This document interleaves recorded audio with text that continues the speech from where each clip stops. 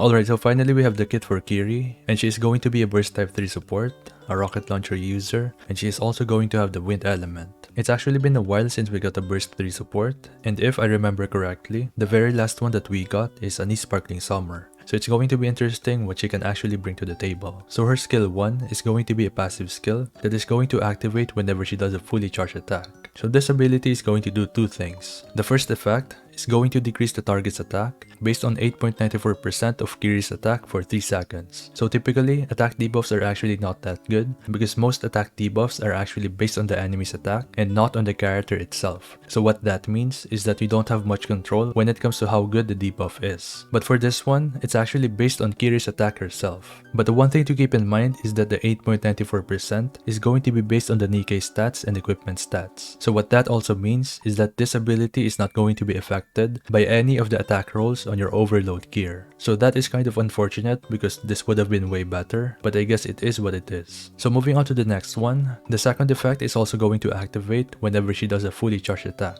She is going to affect 2 of your defender allies, and she is going to increase their attack based on 5.81% of the caster's attack for 3 seconds. So this is basically the same as the first one, but instead of a debuff, this is going to be a buff for 2 of your defender allies. So looking at the defender units that we have right now, we actually don't have too many defenders that can benefit a lot from this. If I'm being honest, the only ones that I think will benefit from this are 2B, Makima, Polly, and I guess that's about it. Of course, 2B is going to benefit from this because she is the only defender DPS in the game, so every single bit of attack is going to help. But aside from that, I say that Makima is going to benefit from this because she does have that lifesteal effect, so the additional attack from Quiry is going to help, but I don't think it's going to be that much. I can maybe see Polly benefiting from this because generally, shotgun units regardless of character class, so it doesn't matter if they're supports, attackers, or defenders, they mostly have a higher damage floor, so that means that they're going to deal more damage compared to the other units that are also in the same category. Alright, so moving on, we have her skill 2, and this is going to activate immediately after entering the battle. Just like her skill 1, this is also going to affect 2 of your defender allies, and basically, it will increase their HP by 11.63% permanently. So just like what I said before during the skill 1 section, she is pretty much looking like a support for 2B, but I don't think that she is going to be the best one. Because yes, you are giving 2B 11.63% more HP, but considering that Quiry is also a burst 3 unit, is it really worth putting her in the same team composition as 2B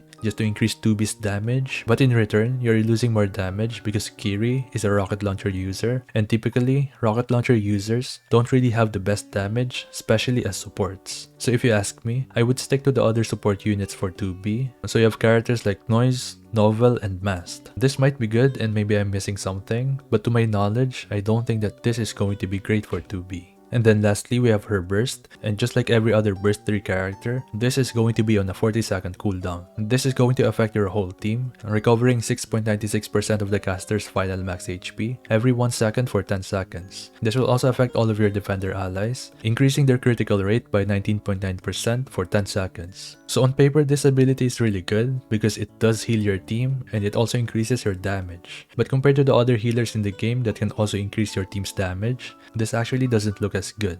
In my opinion, I just think that Quiry should have been released way earlier because we already have a ton of healers that can also buff your allies' damage, and also looking at the debuff from her skill 1, it's not really worth decreasing the enemy's damage, especially considering that we are in a meta where we have a lot of characters that can put up shields, we have a lot of characters that can heal, and most teams right now actually have so much damage that you can actually straight up ignore some of the mechanics for the bosses. So I just think that decreasing the enemy's damage is really not that worth it. I like Elysian characters just as much as the other guy, but I just think that Quiry has been released way too late, and I don't really see myself using her over the other characters that I have right now. And even if you need a healer, Naga's banner is still up, so you can try getting that character instead. I just think that Naga is going to give you more benefits in the long run, especially when you get Tia, because those two characters are going to boost your account so much. So overall, I think that Quiry is a very simple character, but I just think that she should have been released way sooner because right now, we just have too many characters that can do the same thing, and the competition is pretty steep. So yeah, let me know what you think about this character and if you're pulling for her. And if you're not pulling for her, let me know your reasons so we can have a discussion in the comments below. And as always, if you found this video useful, don't forget to leave a like,